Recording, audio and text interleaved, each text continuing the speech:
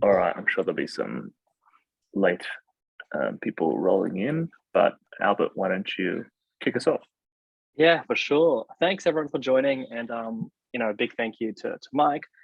We've got a very special guest here joining our investing meetup, Michael Frazis, who depending on your Zoom screen, you'll be able to see or not see. Mike, he runs a fund here that he started himself, based in Sydney, called Frazis Capital Partners.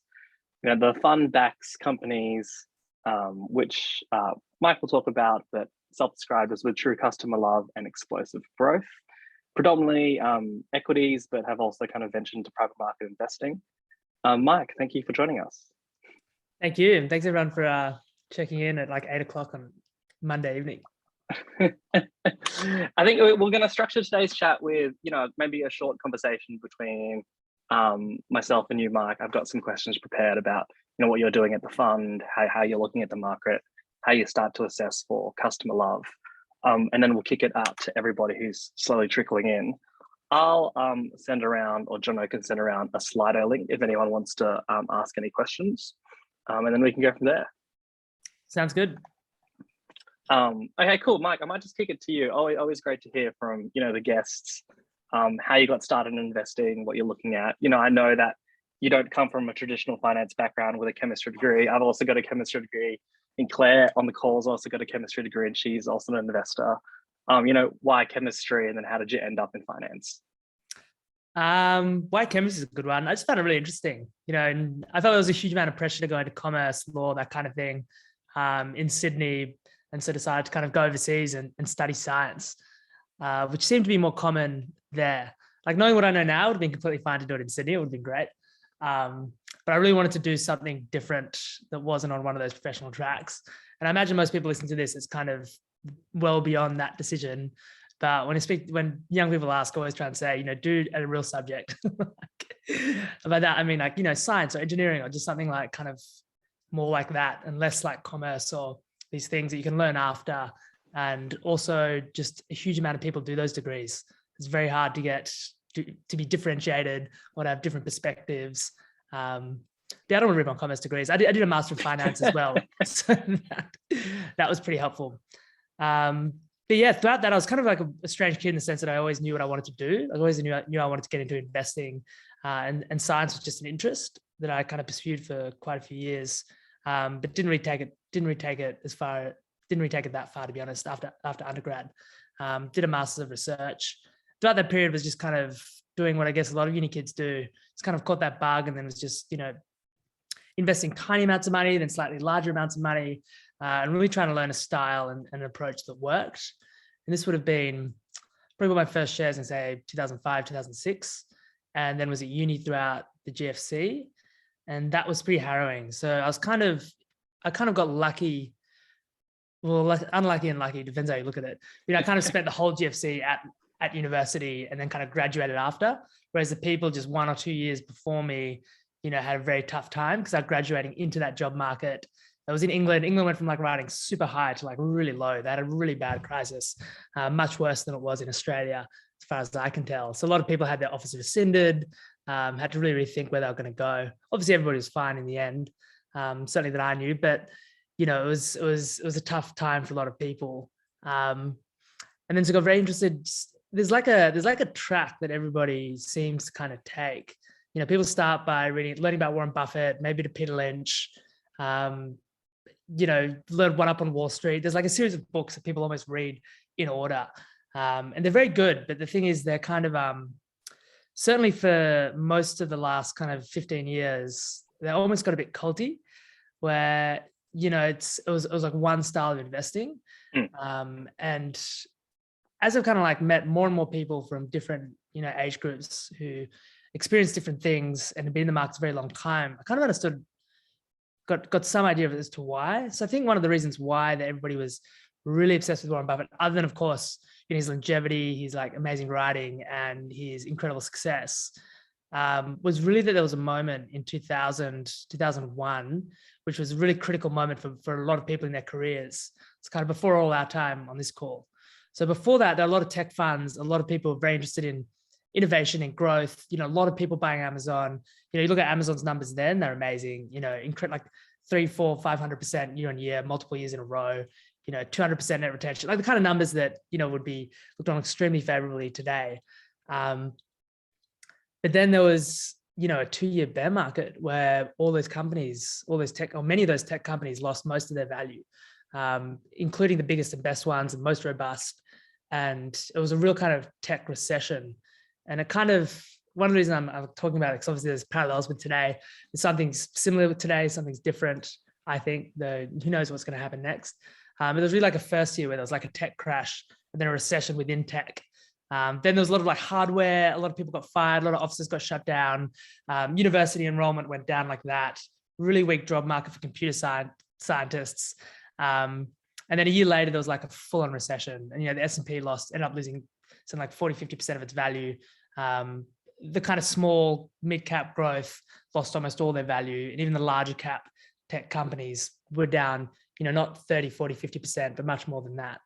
And then how that played out in the professional world, it's very difficult to underperform for 2 years. And so there's a lot of people that are like, I'd agree, get this tech stuff. I think it's nonsense. Kind of like how some people like dismiss cryptocurrency today. And then those people kind of had a really tough time in the years leading up, including some of, the better investors like Julian Robertson, Warren Buffett. And then a lot of people were riding really high. And then that whole thing just reversed on its head. And there were 2 years where indices were down a lot, but the value guys actually made money. And then that became like this career bottleneck, which then shaped how the market operated over the next 20 years. So very few people seem to have kept their jobs in tech investing and growth investing from before that period. If you look at even most tech funds and growth funds, they almost all started after that. There's very, very, very few that made it through that. A lot of venture capital firms didn't make it through, but there were a handful that did. And they obviously, you think about what happened next, it was like 20 years of some of the most extraordinary wealth creation that was really open to many people. Many people from all kinds of backgrounds started companies and were incredibly successful. But in the professional investor community, largely that was missed out on. And you can see that in the sense that professional investors for many years underperformed the indices, largely because they didn't own those big tech giants. And similarly, people who, like I said, computer science enrollments crashed. But the people that, graduated with computer degrees 20 years ago are obviously in immense demand today because they've got 20 years of experience. And so there's some parallels like with that today, I think, in the sense that, this is a question, I'm just talking. So if you want me to go in a different direction, but it seems to be top of mind. You had a period where, and we're beneficiaries of this, we were very long growth and tech and, kind of believers in that and consistent in that. And we'll continue to believe in that. But then there's been a period where many of those companies, even the largest companies, went from being the top performers to the worst performers. And they didn't just lose 20 or 30%. Many of them lost 30, 40, 50, 60, even 75% for good, companies with tens of billions of revenue. Like, these are serious businesses. But it's one thing to keep in mind is often like when you zig when other people zag, that's often when you kind of do the best. So the value investors are kind of stuck to their knitting through the last 2 or 3 years, and also the years leading up to the original tech crash, all did extremely well and were fine. Similarly, the people that kind of stuck to their strategy and stayed consistent in the tech space also did very well. But it was just quite hard for both of those investors at very different times to kind of stick to what they were doing. So that they're kinds of things that are like very much top of mind, very much back of mind as well, I guess, in today's environment.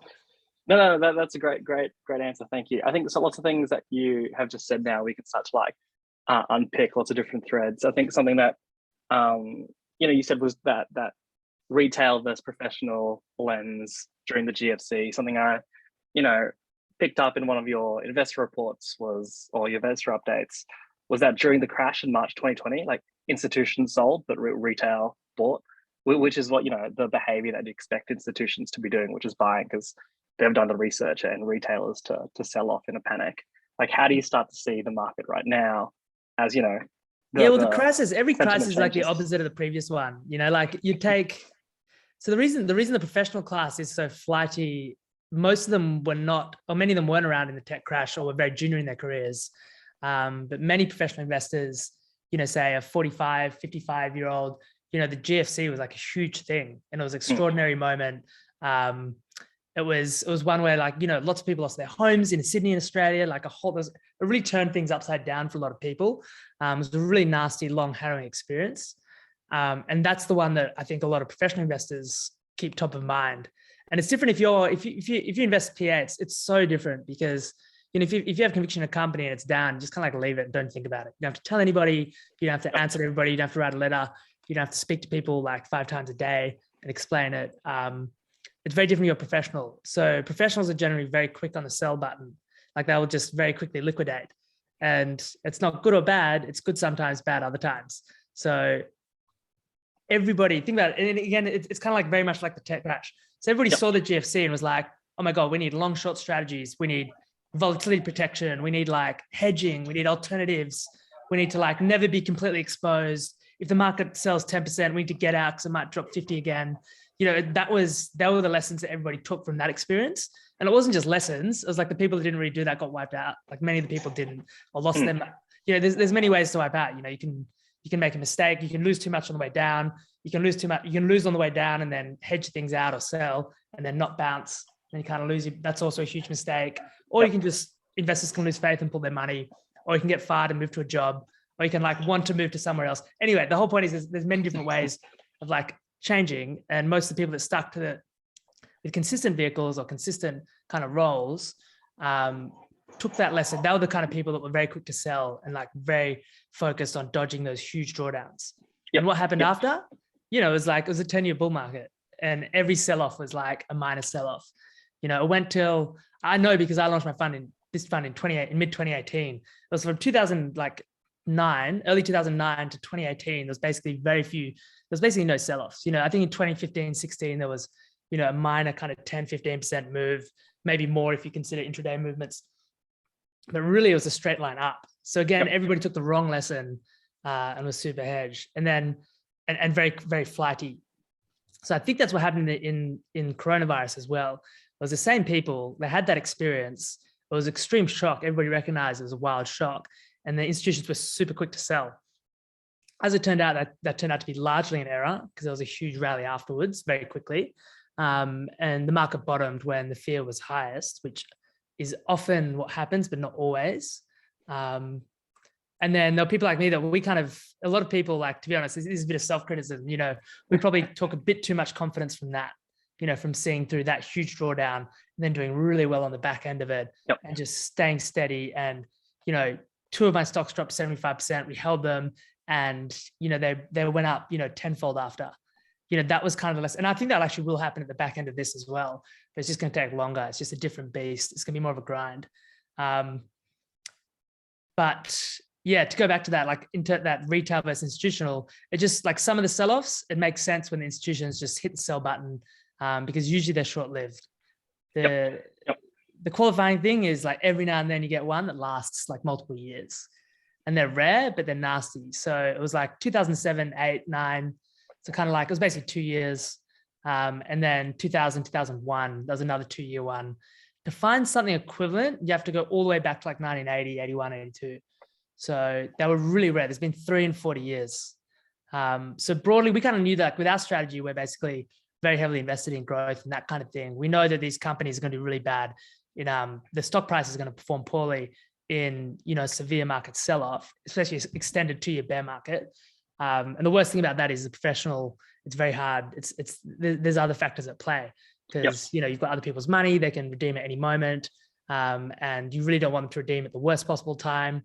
There's a lot of things to consider. But our strategy is probably not one that you want to own, through a 2-year bear market. It's probably a good segue. Sorry, go. I was going to say it's a good segue to understanding or, providing an overview of, true customer love, explosive growth. What does that mean? How do you start to assess both those things? Yeah, well, what I was going to say is like once things bottom, we'll probably be one of the best strategies to own as well. Come any time. Look, true customer love. That was the idea that there's an idea in investing that you go for brands, and a lot of people think okay, we'll start with Toyota or like really good brand, and it's not a bad place to start. Those companies are probably not going anywhere, but they generally compete on price and features. And there's like a handful of companies that are a bit more special and charge premium. Basically, they're like kind of one of a kind, or they're like so far ahead of their peers that they charge massive premiums and they capture often the entire profit margin of the industry. So the two examples of that are most obvious and that we actually caught for most of those moves was like Apple and Tesla. So all of their competitors basically compete on price and features, and there's a ton of them. And all their competitors have amazing brands, amazing businesses, amazing engineers, very experienced management teams, all tick every single box. But ultimately, when it comes down to it, if you're deciding between a Ford and a Toyota and they're exactly the same, you might go for the one that's like a little bit cheaper or, slightly better features, but broadly they're like exactly the same. And those prices will come down and they'll have to pay a lot to the salespeople who make the sale. And then you've got companies like Tesla, which can come in completely different, no marketing, no dealerships, and actually charge a lot more. And it just clearly, way above the rest. And you could see that and the other reason that's most interesting about it is it's obvious the whole way through. So, you knew many, many years ago that Tesla had more than doubled production for a few years in a row. Like you knew that they launched a new model and there were hundreds of thousands of pre-orders. And so there was a key moment I remember like maybe a few years ago where it was clear that Tesla was going to run out of cash, but they also had hundreds of thousands of pre-orders. And there was a bear case saying, look, if you add up all the money they're going to spend in CapEx, it's probably more than their market cap, which is largely played out. But the capital markets stayed open and they just grew and grew and grew. And that was visible to everybody at any time. Anybody could just look. They went from 50,000 cars to 100,000, 200,000, 500,000, a million, much more than a million probably this year. That was a growth trajectory. Actually, that comes to that explosive growth thing. So you can also see that true customer love often in the growth numbers. But that's kind of a bit of a trap, I think. And I think if I think about mistakes that we made over the last kind of year, I was probably weighting that too much. It's the companies that are really doing something special. They're the ones that are like the true, they're the ones that are really going to compound over 10, 20 years. They're much rarer. And especially last year, about a year ago, more than a year ago now, everybody started chasing growth. And growth was just such an amazing strategy in terms of performance for the years leading up to it. That it changed the market. CEOs started optimizing for top line revenue growth. And, if you had a startup, you're like, okay, I want to optimize this for top line revenue growth and try and list. And a lot of them did that. And then their reporting after that was really, really weak because they just juiced the growth numbers to get their IPOs away. And then there was the SPAC market. So there was huge demand for these kinds of things. A new kind of entity, a relatively new kind of entity, maybe repackage an old kind of entity, made it really easy for companies to list. So all of a sudden you had this huge demand from investors for fast growing companies. And then you had, a market that basically created these companies that weren't very high quality, that kind of ticked all those boxes. And then these are the things that have lost 90, 95% of their value. And that was all probably, I would say, I don't really know I can't think of any institutional investors that got those wrong. There's a few higher quality ones that some people are in, but a lot of those ones that, were complete bombs, broadly professionals avoided them. And there were some retail investors that kind of got sucked into that. Yeah. There's obviously been this trend now in public markets where multiples compressing and, the sell-off the past couple of months. I think Cloudflare went from 50x to, 30x now. Snowflake was over at 100x and it's probably around 25x last time I checked. But private market valuations are still relatively high. We've seen some movements with Fast in the news recently. I think Instacart, their valuation got slashed by 40%. But it still feels like there's a mismatch between public market valuations and private market valuations. I think the really obvious ones like Dropbox, which is at its Series C valuation now. How do you think about public market vals versus private market vals? And is there a misalignment in how investors think about these companies? Yeah, there's a few things. So just comments on the multiple compression. You broadly know where these companies will trade when mature if they're really successful. So Google, which is one of the top, highest margin, most robust, defensible businesses, trades at say 6 times sales. Maybe EV would have 15. Microsoft is probably more 10 times sales, maybe kind of 8 to 12. So there's very few businesses on this world that are better than them, more defensive, going to command a premium above those companies long-term from the people that, with the scale to invest in trillion-dollar businesses. So the end state of even the best of these companies, if they succeed, is, 5 to 10 times sales. So when you see something at 100 times, you know it's got to halve, and probably halve again. And that's broadly what happened with Snowflake. Like it hasn't like blown up, but over the last couple of years, I think since it's listed, it's more or less gone sideways, maybe down a little bit now, and that multiple is just compressed. And I think that's probably going to continue. I think that's just the market we're in now. I think that compression will just go on, and you might wake up and realize, these companies have delivered, but they've gone nowhere in 3 or 4 years, counting from like a year and a half ago. That's that. In terms of public and private, I noticed Claire Bertie's on the call, so probably knows more about that side of things than I do. But there was immense demand for VC. The same way people chasing growth, there are a lot of new VC funds who raise a lot of money and follow-on funds chasing a handful of companies. And it's the VC market's a much smaller market. You got people wanting to allocate huge amounts of money to it because it's also been, I'm not sure on average it's been very successful, but there have been funds that have been by far the best performing funds in both the US and Australia. Yep. So everybody's kind of chasing a small number of companies. I don't think it was, as far as I know, it wasn't as bad in Australia, but in the US, you hear things like 100 times sales for software was pretty standard. And it's kind of bad. It's kind of bad in the sense that a lot of those companies will have difficulties now that probably weren't necessary. Like if they went a bit slower, ground up in the right way, that'd be better they'd have done better by their employees, for example, as a major stakeholder. Whereas if you come out at a crazy 100 times sales and use that stock and you issue generous amounts of stock to, top engineers and convince them, like sell them the dream to come join you.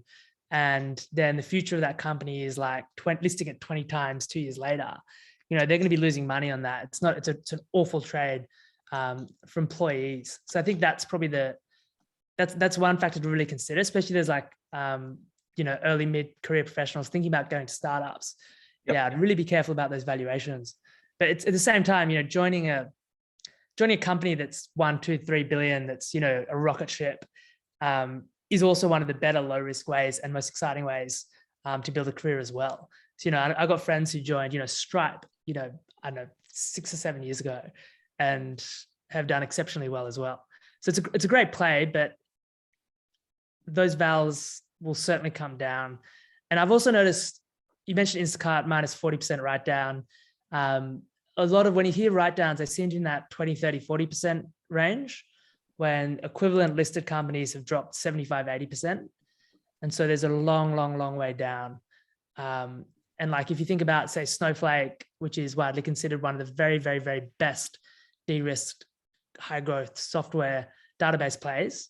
And that's, I'm not sure the number exactly. We don't know. I think it might be 25 times forward, a little bit higher. Looking back, there's no way that a company that's not as good as that is going to command a premium if it lists. And these have all been dogs. A lot of them have come to market in the last 6 months. And you see them list at 30, 40 times sales. A lot of them are now at 6, 7, 8.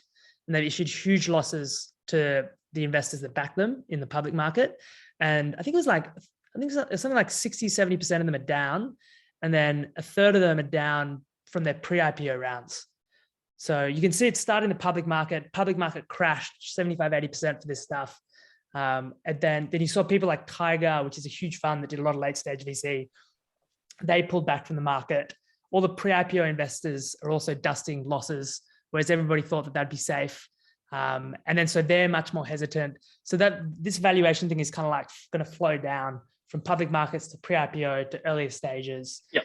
And this question, like, I think this is largely being triggered by interest rates. And I really think there's, at the moment, central banks around the world are really aggressively tightening, notably in the US. They probably are playing with fire a little bit, because you can knock out, these are dominoes. And like the way I see it is like a lot of these crashes are dominoes.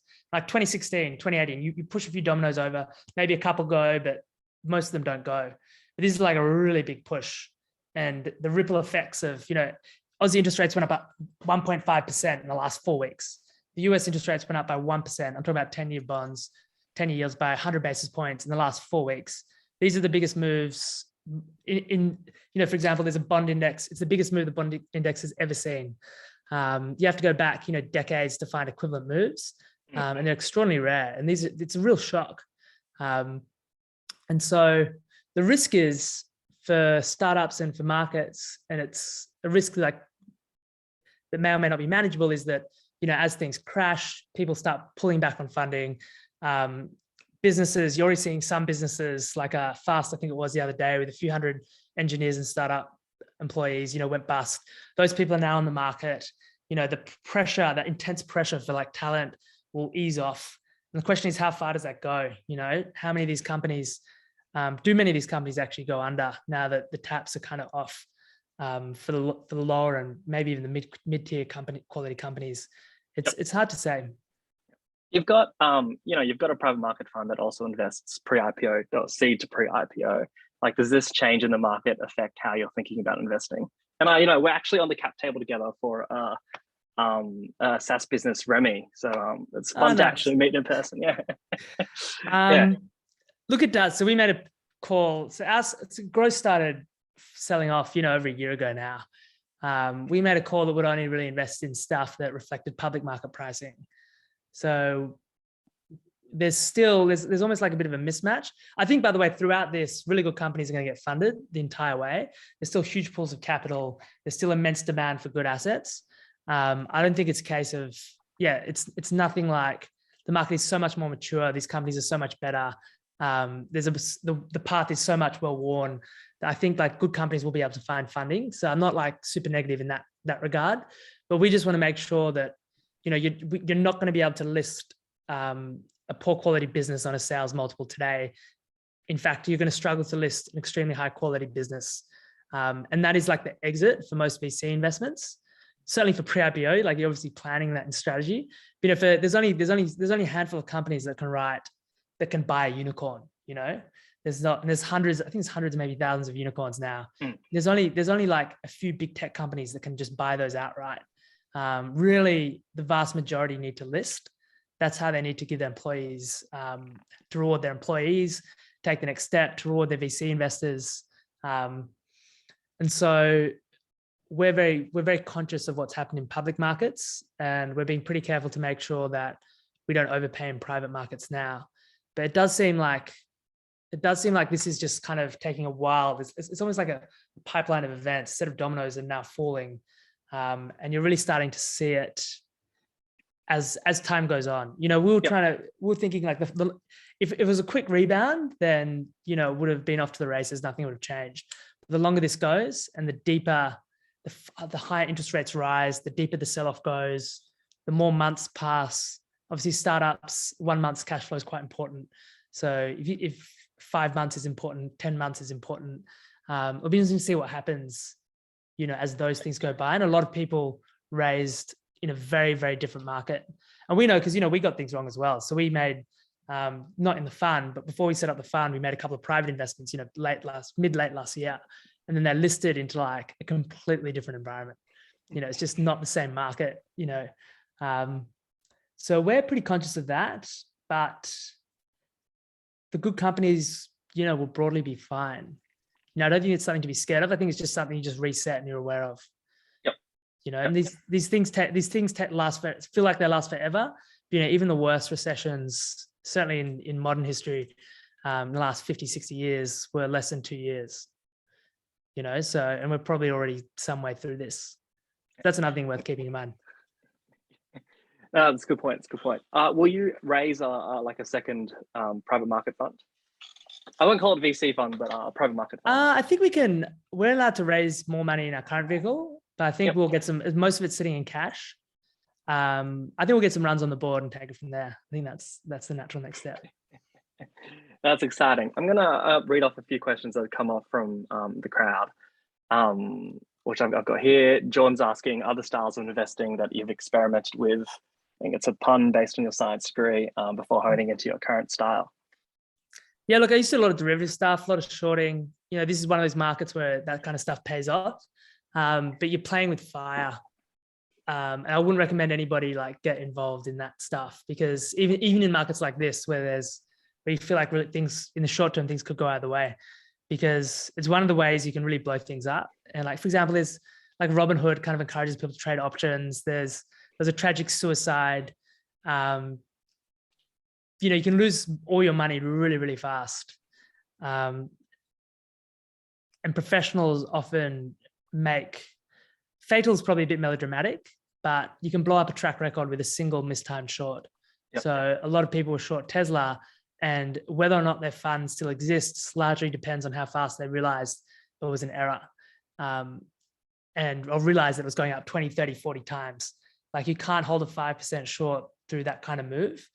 And I know there's funds that were running really high 10 years ago or 5 years ago even, that are just not the same. And some of them aren't even around anymore because of that. But then also some of them, I do know some good short managers who were short Tesla and are very much in the game because they manage the risk very carefully. And they recognize that with shorts, you play with fire and you just can't let those things get out of hand. But they're mistakes that you don't really want to make them with your own money if you can avoid it. If you really want to go down that path, that long short, you want to kind of do it under the guidance of somebody else and watch them, learn them. It's tough. I'd say the same with derivatives as well. Like, unless you're learning from very experienced volatility traders, who can guide you and just stop you from blowing yourself up and give you some indication of ways to make money, or when there's what actually looks like a good opportunity in that space, I'd probably stay away from it. What else is there? Yeah, commodities investing, I was pretty into that for a while, but then 2012, 2013, I think everything I owned basically went to zero. It's like mid-tier, like iron ore miners, services. There was a bear market. Again, it was kind of a bottleneck, but for different industry. So there were a lot of commodity funds that didn't make it through because of a huge bear market. And basically with any fund, if I'm being critical of the investment management industry, there's like a spectrum of, there's basically two ways there's two common ways to do it. You either go kind of small and mid-cap, more exciting, high returning things, which do better in good markets, or you go the other way and go much more defensive. And then in long rallies, obviously the people that go down the risk curve do much better.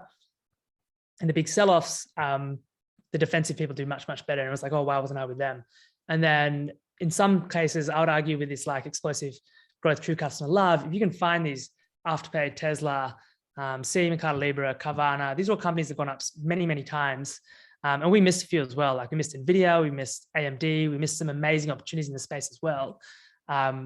Those things have just made so much money that it was, and some of them are quite large companies as well. Yep. Profitable. So I think you can step away from that risk reward curve that professionals have to make if you really get them right. Yeah. Speaking of risk reward and vol, like, are you into Web3? Are you investing in that space personally?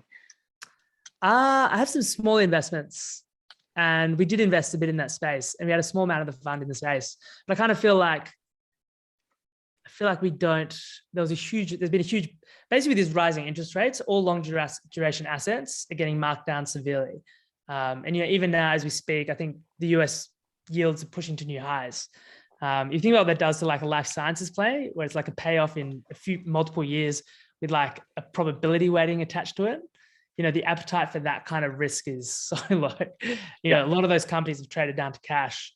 So we're dealing with that in one of our core markets. Small mid-cap growth, also very long duration, and also kind of the first to go. People have been aggressively selling those. That's another one of our key, probably our main area. I thought adding crypto risk on top of that might be a bit too much. I'm not sure I can handle like 3 of those bear markets at once. So we have a tiny bit and broadly supportive of the space. I know people that are extremely well, and I love the energy of people in that space. But it's very, very small part of what we do. Yep.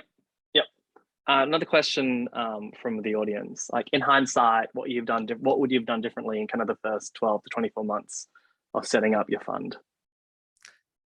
I think I probably did it too young, and I wouldn't recommend setting up funds. They're very hard businesses, and they kind of take in smart people and chew them out. They're difficult businesses. Yeah, I think the best way if you really want to launch a fund, I would work somewhere really good, go through the ranks, learn the mistakes while somebody else is, driving, and then launch credibly at the right time with sufficient scale. So I launched it like really subscale and was like really lucky to make it through. Because I know a lot of people over the years who I've been friends with or have met along the way who also started subscale funds and then didn't make it to the point where they could kind of pay all the bills and hire the people they needed to hire. But it's a tough game. I wouldn't really recommend it. I think it's a tough game. That's, Um, I'm pretty sure there's a few people on this call who are thinking about starting a fund, in a couple of years' time. Look, you've got to be careful because they're easy to, they're not that expensive to start. They are very expensive to run. They're even expensive to close down. That's the trap. The trap for a young, smart person is they raise a subscale fund. They can just kind of broadly eke out some kind of living, but never really get scale. And then many, many years later, you realize actually that was 5 years that could have been spent in a much better way. You could have spent it, in a fast growing tech business. You could have spent it in a fund that paid you a lot of money. And also not just that, you would have been surrounded by like people who are 5, 10, 20, and 30 years ahead of you, who can teach you. You had all the resources to speak to every single company that you need to. You can travel around, you can do that at scale. Like funds can offer that at scale to people that work for them, and you can learn a lot more and be much more advanced and better what you do. I'd say that's, if you're really interested in funds management, I'd try and get the best job you can get in the industry. And there are a lot of funds in Australia that hire young people, that's for sure. Yep. There's a lot of young, smart people on this call. Are you hiring at the moment? It was a good time for someone to pitch themselves. I'm trying to think. I think the next hire we do on the investment side will be probably somebody, 10 years plus experience. We've always had a lot of interns, always open for that kind of thing. I think if to get somebody, you're talking like graduate, I think it'd be hard for us to hire a grad, to be honest. And I think actually, it's not even that. I don't think it'd be the right call for the grad either. Like you don't want to go to like a tiny fund. You want to go with like 5, 6 people. You want to go somewhere that's going to train you properly. And most importantly, meet like 50, 100, 200 people your age on the same team. Like I didn't do that. And I always regretted that to the extent you can really regret anything. And that is the right thing to do, I think, for a young, smart person who's graduating. Like just get the best job you can do and learn from that. And 2 or 3 years passes like that. And then you can just go on and do whatever you want to do from a much more comfortable position. I don't know who's looking for a job in this, but would you recommend buy side, sell side to start off in? So I started off on buy side. I would recommend the sell side because sell side's harder. It's just harder. You need more discipline. It's demanding. It's just more demanding. You learn more. You work harder. You get worked harder, I should say. Yep. You just cover more territory in those jobs, and you can only redo them. You can only do those like 18, 20-hour days at a certain time in your life. And if you just graduated from university, that's probably one of the few times you can. And then those people just learn so much. Awful experience. I'm talking like if you went to like M&A or one of those really kind of like tough gigs, but they learn a huge amount and come out of it really strong. I feel like I can always tell if somebody's been at Goldman Sachs or McKinsey or like done that, or from an M&A as well, not one of the buy side options at those banks. You can really tell in terms of like they're just sharp and have had the edges rounded off them and are just extremely good. That's just my take on it. I would go sell side and make a name for yourself there where it's most challenging. Yep. Yeah. No, makes sense. I think another one from the audience here is like, which enterprise software company is exciting you the most right now? Look, I think it's hard. I think software at the moment, I'm talking about the listed space, it became the hottest sector. There's a ton of smart people working in it. The best companies are broadly priced pretty well, priced pretty fully. So yes, Datadog is great. Snowflake is great, but it's a completely different calculation you're making. Like you're actually going to make money out of in those companies from here at these levels. I'm more interested. We were looking at software, like our framework at the moment is, firstly, it's got to be growing 40% organically. We want mid-single digit EV sales, preferably under 10 EV GP to gross profit. Net retention above 125%. So there's like that base level of growth from existing customers. And also selfishly, you're not supposed to do this, but we want stuff that's down 50% or more and preferably trading well below like March 2020 levels, or I guess Jan 2020 levels. And the reason for that is, we kind of were beneficiary of some, whatever factor it was that pushed up, our entire portfolio. We've also been kind of under pressure due to a similar factor on the way down. So I want to make sure that we maintain that if we change positions around. So there's quite a few companies that fit that. But then there's only a couple of those that are extremely high quality. Yeah, so it's tough. I think software investing now, there probably will be a moment, if you see the data dogs at kind of low to mid teens, there'll probably be an exceptional opportunity in those companies. And there's a lot of companies now at 5-6 times sales that will probably maintain that multiple and grow 40% a year for the foreseeable future, or certainly for the next few years. And so those are going to return 40-50% a year from these levels. And so it's almost like we want to avoid the really good companies unless they come down more in absolute terms. Yeah, but it's a tough place to play. There's probably easier ways in this current environment to. It just feels like there's a lot more kind of selling, a lot more washout of that position to come. Whereas there's a lot of profitable tech businesses that have also been sold down as much, that have the lever where they can buy back shares, for example, instead of issuing a ton of shares to employees. Like, we're trying to orientate more to that kind of business. Yep. I think I read a stat that, if you just bought the companies who were doing, heavy buybacks as part of their capital allocation strategy, you'd outperform the S&P by, X amount of percentage points. Just because that is one of the most efficient ways to generate value. Yeah, and it's also that idea. It's there's, is the market zero sum? Obviously, it is when people trade. There's a few, private equity can come in and add cash to the market, or companies themselves can buy back stock. It's also a pretty good signal that the company is actually making real money. They've got excess cash, excess cash flow. I'd say in this environment, that the advantage that those buying back their own shares is going to be huge. I haven't looked at the numbers. I could probably look at a buyback index and see how it's performed, but I imagine it would have done exceptionally well. And you're seeing that with things like Google, Microsoft, even the companies that we look at, the mid caps, ones buying back shares are doing much better. And they're going to do, it's the right thing to do in these big sell-offs, is to just reduce your share count. Yep. There's a lot of smart people in this call. There's a lot of questions coming through a non-Slido. But is anyone who want to pose a question directly to Michael before?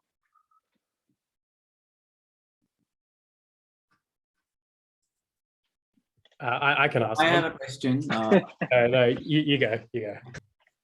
Michael, can you summarize when do you exit out of high growth stocks like Alteryx or Shopify? What forward metrics do you factor in to sell out and then again to re-enter? Yeah, look, I wish we did a better job of that. I can promise you that. We're pretty good with the software stuff. So we sold out once things got to 30, 40 times, we always had those major software companies. And it's not just Microsoft and say Google, it's also Adobe, ServiceNow, those kinds of top tier profitable Salesforce. These are where a good software company ends. And if a multiple gets too many times above that, you just know that there's going to be painful compression at any moment. And as we all saw over the last year, these things happen super fast. You're not necessarily going to get out. So we did get out of that. We didn't quite get out of some of our other players. And the other ones probably hurt us the most. But that was a challenge. To give you two examples, Carvana and C, both companies grew 8 and 7 times. And both of them went from made huge strides in profitability as well. And so if you've got companies that have gone up, increase in revenues and users, by say eightfold over 2.5, 3 years, it's very hard to sell those things because there's a good chance they could be up, they're still in that trajectory. And as of today, those companies are still on that trajectory. But they ended up both losing 75%. So it was a pretty harrowing kind of experience going through that. Again, it's tough because in most markets and most of the time, holding on to the good companies are the right thing to do. The only time you're going to regret it is a hectic 2-year, once every 5 to 10 year bear market. Like I said, they had them 3 times in the last 40 years. Maybe this ends up being a 4th one. That's the time when it doesn't make sense to hold on to your positions. But even then, it probably does over a long enough time frame after that. So we've always been biased to not selling positions in stuff that is performing very well. And most of the time, that's the right call. But there's no magic answer to this. I think just be consistent and have an idea in your own head. Thanks, Michael. Jordan, I think you had a question. Oh, I was just going to ask Mike what your updated macro view of investing in China was, because I know that as a fund we're pretty bullish on China a year ago. We haven't necessarily seen it rip back, maybe kind of like we would thought, given how oversold it was. So I was just wondering what your current view was. Yeah, I mean, we don't own any in China at the moment, which is good. Has been good because it's been a bit of a disaster lately. I think at the moment with like leading internet platforms, like number ones in there or category creators, even things like Twitter or like Farfetch or something like Fiverr. There's some pretty high quality mid-cap companies that are down 75, 80% now, trading on lifetime lows in terms of multiples, while still kind of cash flow positive, making money and still growing 30, 40%. So if you can buy like amazing companies in the US or Europe with those kinds of metrics, I don't think it makes sense to take that sovereign risk. I also think, which took me and I guess others by surprise, was that those people in countries where people just have so much power, they make mistakes. There's no like release valve. And you saw it in Russia. You could argue China's also did it last year when they cracked down hard on the tech sector. They don't care so much about economics. They don't care about making people miserable. It's not. I think there's far easier ways to make money than those regimes, and it's self-defeating. It's bad for their own people as well. I look at Tesla, SpaceX. Look at the power of entrepreneurship in the US, and then look at the equivalent. Look at the Russian technology that we're now seeing. Getting destroyed on the battlefield. It's self-defeating, but it's very hard. And in this environment, I don't think you need to invest in those to get some crazy returns if you can hold through this difficult period and then hold for 3 to 4 years after. Like I reckon you go for the internet platforms that have been absolutely smashed. You go for the one-time sales companies with net cash growing 40%, 30% margins. There's such crazy opportunities in the tech space right now in the US. I think you stick to the listed developed markets and then just not worry about what China does. Yep. That's my take. But I got that wrong, by the way. I thought that China would act in their economic interest. So didn't think they were going to hit it as hard as they did. Hit their own leaders and giants as hard as they did. I got a question from David.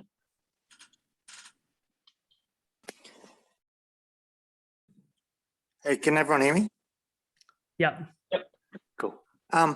Hey, Michael, I'm just curious because I got an email from Birchall today about their expressions of interest. So that kind of business, I'm thinking like a Birchall or pretty much anything where it requires two parts and they take a clip.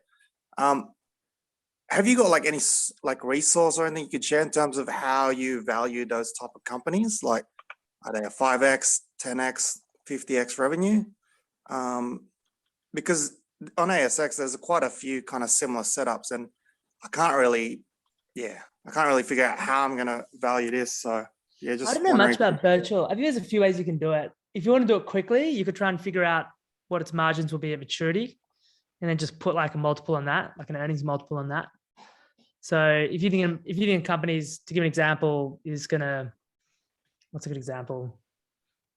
I don't know. Its margin is going to be 50% at maturity, and you put a 10 times multiple on that. That's like an EV sales of 5. Now 50%, Adobe, those kinds of companies are more like 30, 40, 45 at the high end. So even that's pretty punchy. But that's one way you can do, like, what does it look like at maturity? What does its margin profile look like at maturity? What multiple will it command at maturity? And then use that as like a guidepost to compare where it is today and that. I don't know enough about Birchall. I can't comment on that directly, but I'd be pretty careful about paying up for anything right now until interest rates kind of just stop going higher. Because every time they rip higher, all these assets effectively come down in price one way or another.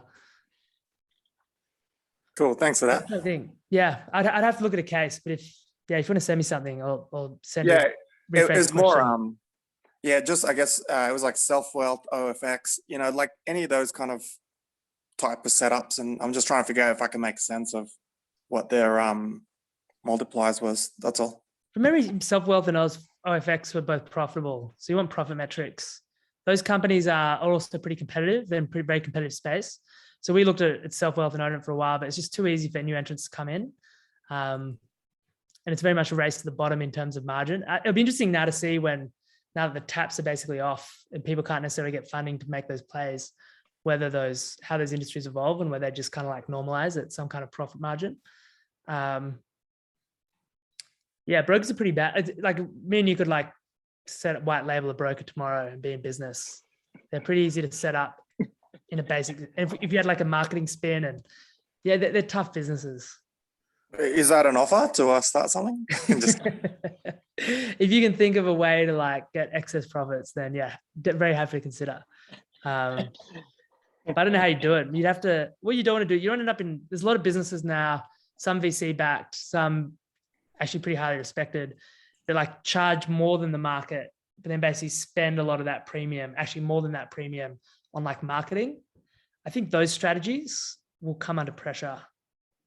I could be wrong, but I think that kind of, so when I say white label a broker, how would you do it? Okay, you white label, you do some nice marketing, then you start experimenting with Google, with Facebook, seeing how you could get people in, how much it costs you in, and how much that generates.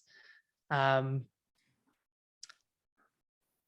generally, yeah, that's a tough game to do now, I think. Yeah, I think we got time for one more question. So, Sharon, if you please go ahead. I presume everyone can hear me. Just on sort of, you briefly talked about inflation there, Mike. Would love to get your thoughts on sort of rates, inflation, and how does that impact how you assess sort of pricing power for a lot of these top tier software companies? So ideally they're, enduring pricing power. How does that assessment change under different rate environments? Yeah, I mean, there's two parts of that. I mean, for our portfolio companies and software, like they do have a lot of pricing power. And generally, as prices kind of, I guess, inflate, generally that benefits equities, because if the price of everything goes up, they're priced in nominal dollars as well. And so the actual share price goes up. And that actually does happen. So if you rewind the clock like 50 years, like all the prices look ridiculously low, the stock prices, because they've had this inflation tailwind. So generally equities or businesses are good places. Any asset actually, any real asset is a good place to hold cash. The issue with inflation is what the central bank does. And so the central bank is way behind the curve, so to speak, in the sense that interest rates, as we speak, like 25 basis points in the US. And they should be, a few hundred basis points higher, according to usual, like the standard economic rule of thumb. And that's scary for growth assets because, as you'll know, like if you increase the discount rate by 1%, that materially affects the valuation of any company. But the further out in time the cash flows are, the more of an impact it has.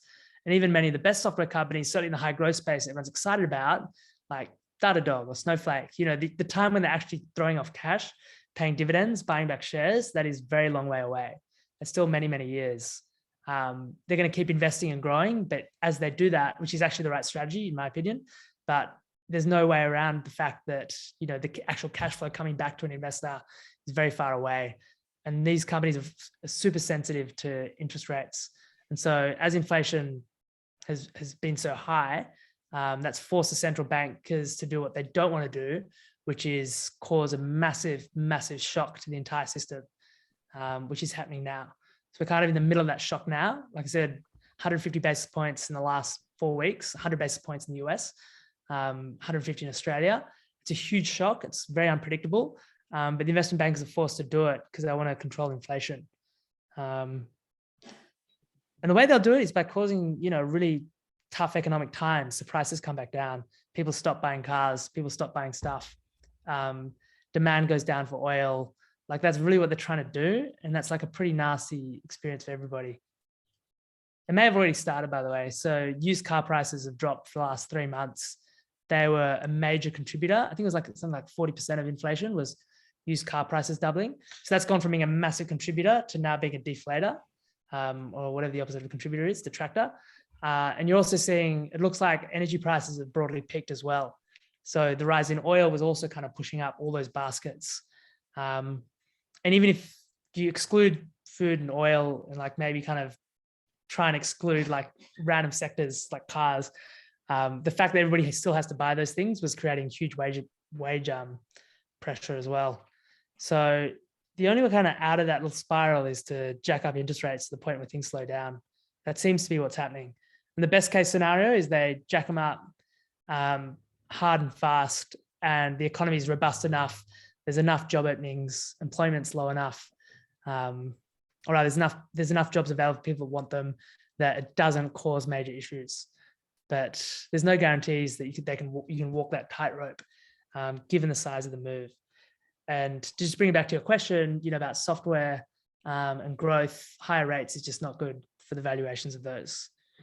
But it's hard to see, our stuff, almost all our companies would expect to grow through a recession. The growth will slow down.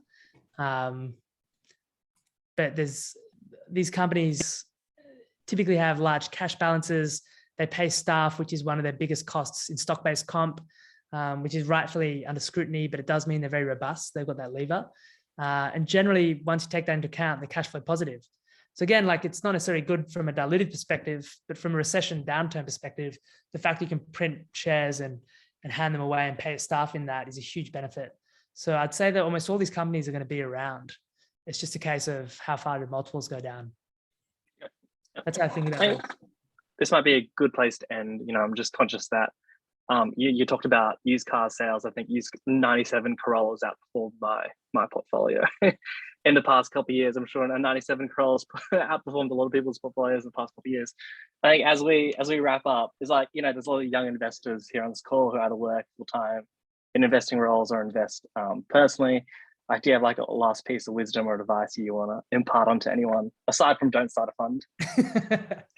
I was going to say something like that. What would I say? I would say the optimists do the best. And so I'd keep that optimism even if things get pretty hairy over the next 6 to 12 months. There's long periods where optimists by far do the best, and it's a much better way. It's very easy. I remember after the GFC, which I remember firsthand, and I see it in the older people that went through the 2000, 2001, they became too pessimistic and they lost that. And then they missed out on huge, opportunities after that. So I would stay positive. That's excellent. That's excellent. It's always the what could be true, right? Not what is true. What could be true. Cool. Thanks, Albert. Really appreciate it. No, thank you. Somewhat interesting. Thanks, Mike. Appreciate you taking the time. See you guys. Oh, thanks, Mike. Thanks, Albert. Thanks, Jono. Thank you. Thanks, everyone.